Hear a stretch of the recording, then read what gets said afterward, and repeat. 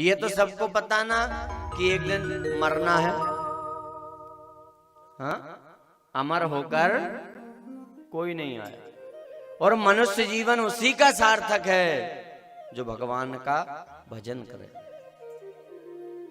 और कहीं भी कथा सत्संग में जाओ एक ही बात मिलेगी, क्या? एक ही बात, भक्ति ही सार है। और केवल मनुष्य जीवन है जिसमें भगवान का भजन हो सकता है। और दोबारा मिले ना मिले, हाँ, इसलिए कहते हैं कर लो, हाँ, आगे उम्मीद मत करना यदि इस जीवन को पाकर ना करो तो, हाँ। बड़े अच्छे से संत समझा रहे हैं, क्या? मौका। और यदि इस मौके को पाकर लाभ नहीं उठाया तो संत कहते हैं अब ना बनी तो फिर ना बनेगी, हाँ? केवल मनुष्य जीवन, अब ना बनी तो। कि सूत जी महाराज से सोनक जी ने प्रश्न किया कि कलयुग का मनुष्य कैसे पार हो। और सोनक जी ने 6 प्रश्न किए हैं सूत जी से। कितने? 6। पहला प्रश्न है कि प्राणी मात्र का कल्याण कैसे हो। दूसरा प्रश्न है सभी शास्त्रों का सार क्या है। तीसरा प्रश्न है भगवान समर्थ हैं तो अवतार क्यों लेते हैं। चौथा प्रश्न है भगवान के कितने अवतार हुए। पांचवा प्रश्न है हमारे जीवन का परम लक्ष्य क्या है। और छठवां प्रश्न है कि भगवान जब चले जाते हैं तो धर्म किसकी शरण में जाता है। और इन सब प्रश्नों का उत्तर ही है श्रीमद् भागवत कथा। कैसा भी मनुष्य इस पावन कथा को सुन ले पार हो जाता है। और सूत जी ने सोनकादि ऋषियों को सुनाया, धुंधकारी जैसा पापी पार हो गया। और जब ये सुना तो सोनकादि ऋषियों ने पूछा इसकी पावन ग्रंथ की रचना कब हुई, कैसे हुई, कहां हुई। ये सुनकर सूत जी बताने लगे कि व्यास जी के द्वारा इस पावन ग्रंथ की रचना हुई है। एक बार वेद व्यास जी महाराज अपने सम्याप्रास आश्रम पर उदास बैठे, अशांत। इतने में वहां देवर्षि नारद जी का आगमन हुआ। नारद जी ने पूछा क्या बात है। तो व्यास जी कहते हैं कि मैंने 4 वेद 6 शास्त्र 17 पुराण लिख डाले हैं, परंतु फिर भी ऐसा लगता है कोई कमी है, कोई न्यूनता है। क्या कमी है? इस बात का उत्तर नारद जी ने दिया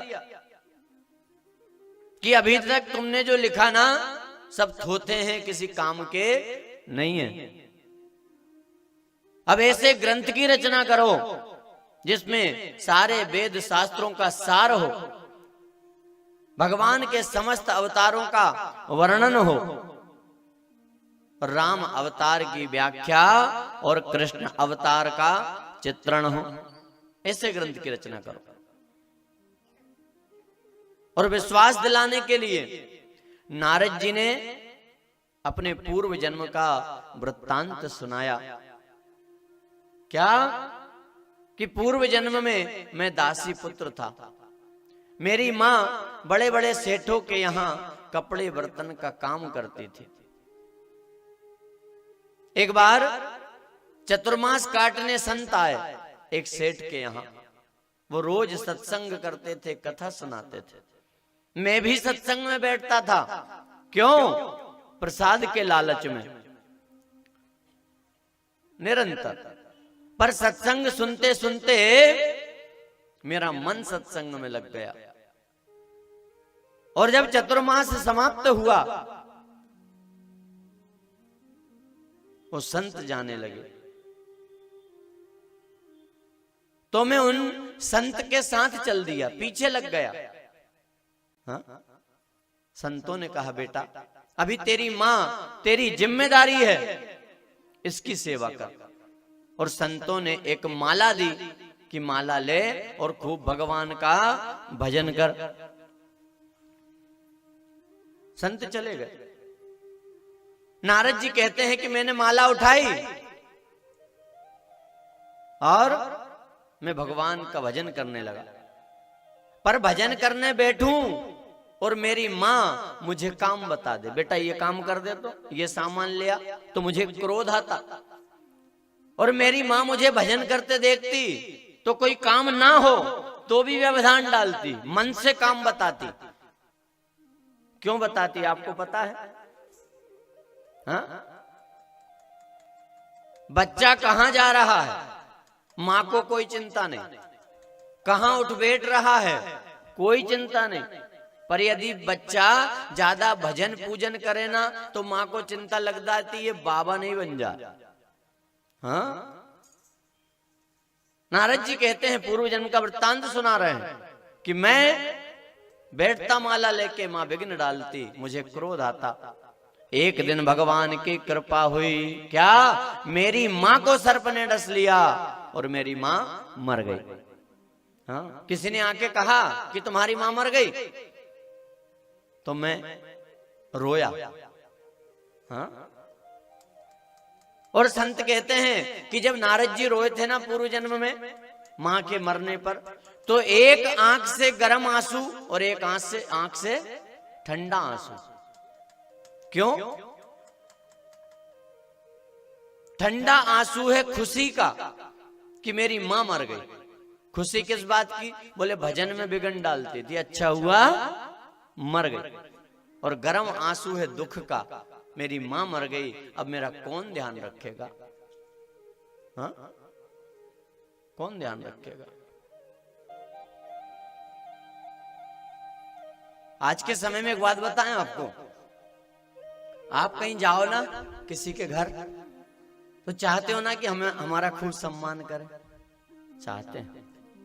पर आज के समय में आप अपना सबसे बड़ा सम्मान समझ लेना, आप उसके घर जाओ और वो आपको देख के अपना मोबाइल एक तरफ रख दे तो समझ लेना आपका सम्मान हो गया। आज की स्थिति ऐसी है।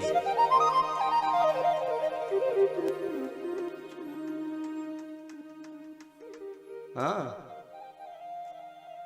मैं कथा ही भूल गया, कहां थे?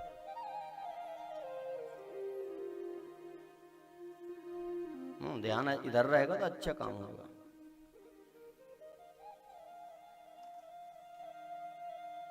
नारद जी कह रहे हैं, पूर्व जन्म का वृत्तांत सुनाते हैं कि मैंने मेरी मां का क्रियाकर्म किया और मैं उस दिशा में गया जिस दिशा में वो संत गए थे। वो संत मुझे नहीं मिले, परंतु संतों ने जो माला मुझे दी थी वो माला मैंने उठाई और भजन प्रारंभ किया। मेरा भजन फलीभूत हुआ। क्या? भगवान का दर्शन मुझे हुआ, पर कितना क्षणिक, एक क्षण के लिए, और गायब। मैं तड़प उठा, रोने लगा, घबरा गया तो आकाशवाणी हुई, क्या बेटा तेरे भाग्य में इस जन्म में इतना ही था, पर अगला जन्म में तुझे ऐसा दूंगा कि तू 24 घंटे मेरा भजन करेगा। और नारद जी कह रहे देख लो मुझे ये जो जन्म मिला है, वेद व्यास जी से कह रहे हैं,